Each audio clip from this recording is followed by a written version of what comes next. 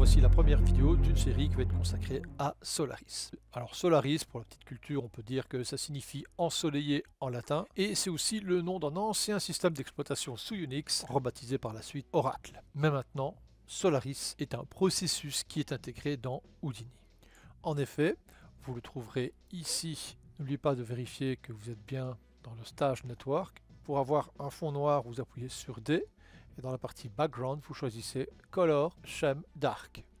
Reprenons les concepts de base de Houdini. Dans Houdini, vous avez une scène qui contient des objets, des lumières, éventuellement des caméras. Ces objets peuvent avoir différents shaders et ou enrichis par des textures. Alors, certains objets sont des objets géométriques, comme l'exemple qui est ici.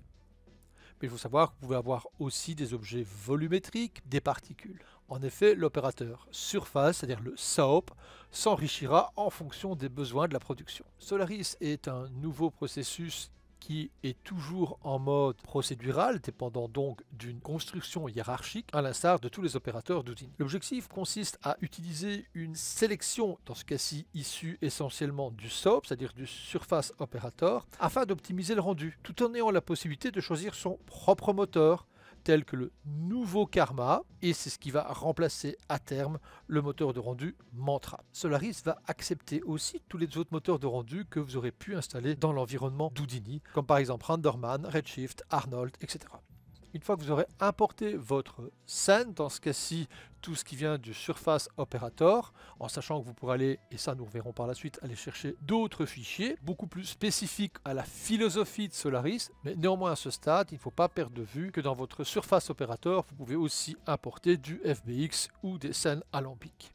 Une fois que vous aurez importé votre scène, vous l'aurez dans le nouvel opérateur, et dans une seule vue, vous pourrez basculer avec tous les moteurs de rendu installés dans Houdini. Il faut savoir que Solaris va vous proposer une gestion beaucoup plus avancée des lumières, des filtres de rendu et bien sûr d'autres options d'optimisation. Sans oublier que vous aurez aussi, et nous allons voir par la suite, une pléthore de nouveaux nœuds. Par défaut, Solaris affichera en OpenGL, comme les affichages par défaut dans l'environnement d'Houdini, et ce processus s'appellera Houdini GL. Vous aurez le nouveau moteur de rendu Karma, c'est un rendu de nouvelle génération beaucoup plus rapide et par définition beaucoup plus optimisé.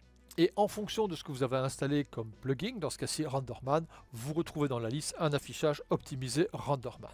Bilan, on peut considérer que les passages parfois laborieux dans une fenêtre de rendu propriétaire à chaque moteur de rendu va faire office de préhistoire. Cette série de vidéos vous propose justement d'être dans le présent d'Houdini avec Solaris. Nous allons voir maintenant un petit exemple avec les lumières. Il va vous proposer soit l'importation des lumières déjà existantes dans une scène, soit la création de nouvelles lumières. Ces lumières peuvent avoir certaines propriétés en fonction des moteurs de rendu. Par exemple, je pourrais avoir des propriétés pour les ombres ou pour un certain principe additif ou de transparence propre à RenderMan, tout en gardant d'autres aspects plus standards, et ce pour une même lumière. Je vous propose maintenant une petite sensibilisation à ce processus qui, bien sûr, sera abordé d'une manière beaucoup plus approfondie dans la série de vidéos consacrée à Solaris. Pour survoler succinctement les concepts des lumières, voici, nous sommes ici dans Solaris. Je vais créer un point light, je vais déplacer ce point light et directement il est pris en compte dans Solaris. Ce point light est un type de lumière, il peut bien sûr être modifié en mode rectangle. Les raccourcis clavier sont toujours les mêmes dans Houdini et ils sont applicables dans l'environnement Solaris. Pour ce qui est de l'ajustement des transformations et le choix des orientations des axes de manipulation. Concernant les propriétés, nous avons donc ici des propriétés de transformation traditionnelles, des propriétés de base, les couleurs, l'exposition, etc. En fonction des moteurs de rendu, il est évident que Karma est intégré automatiquement et nous voyons ici l'onglet RenderMan. Alors on a la sensation qu'ils sont désactivés, mais si je veux des propriétés RenderMan sur cette lumière en plus des propriétés de base, il suffirait de les activer. Exemple pour certains processus de transparence, donc là il faut aller voir la série de vidéos relatives à RenderMan. Par exemple ici le Think Shadow, je peux le rendre actif. Prenons le cas des ombres maintenant. Les couleurs des ombres sont désactivées. Set on Create et modifier la couleur de l'ombre. Ajuster un peu ma lumière pour mieux voir l'ombre portée relative à cette lumière. Et retourner dans les processus de base. Exemple ici j'ai l'exposition et l'intensité. Je vais augmenter l'intensité. Et nous voyons maintenant la couleur de l'ombre. Et si je veux en plus certains processus Karma, c'est pareil. Je n'ai qu'à tout simplement les rendre actifs. J'obtiens ainsi une lumière qui mixe les différentes propriétés de différents moteurs de rendu. Je les affiche avec le moteur de rendu Karma, mais je peux tout à fait maintenant demander le même processus avec RenderMan. Et là, nous observons quelque chose d'assez intéressant, hérité de la préhistoire, comme j'avais stipulé tout à l'heure, c'est-à-dire que les lumières natives d'Houdini sont bien sûr reconnues dans Karma, mais ne sont pas compatibles avec RenderMan, Arnold ou autres. Bilan, rien que cette approche très succincte, qu'il y a plus d'intérêt de créer l'éclairage au sein de Solaris. Et c'est la perspective de toutes mes futures formations.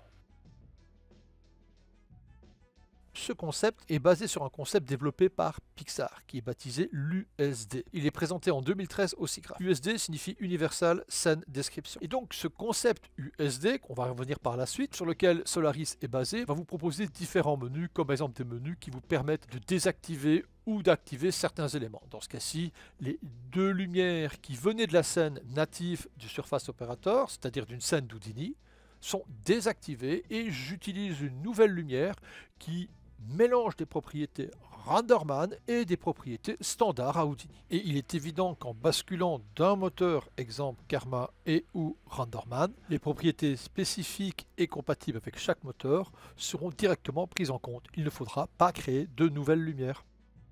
En temps réel, vous pouvez extraire différentes informations telles que l'occlusion, les normales ou des affichages plus spécifiques en fonction des effets de post-production que vous désirez. Alors, je parlais tout à l'heure des outils permettant d'enrichir. Il n'y a pas que les lumières qui vont venir nourrir en plus Solaris. Vous avez une pléthore de nouveaux outils qui vont venir enrichir votre production.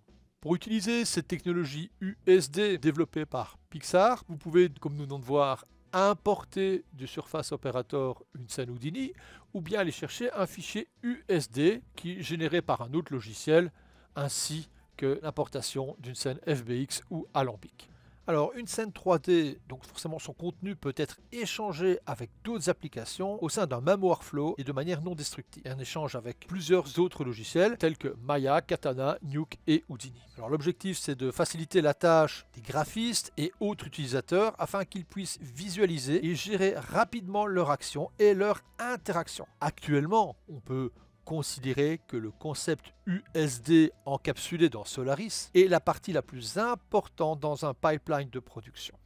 En résumé, Solaris enrichit un processus USD permettant non seulement de gérer des géométries fixes, mais aussi de l'animation, divers effets, ce qui permet à des différents départements et donc différentes disciplines telles que le lighting, le modeling, les FX, de travailler ensemble et de baser leur travail les uns sur les autres avec le même format. Et nous allons découvrir les bases dans cette série qui est dédiée à Solaris. À bientôt!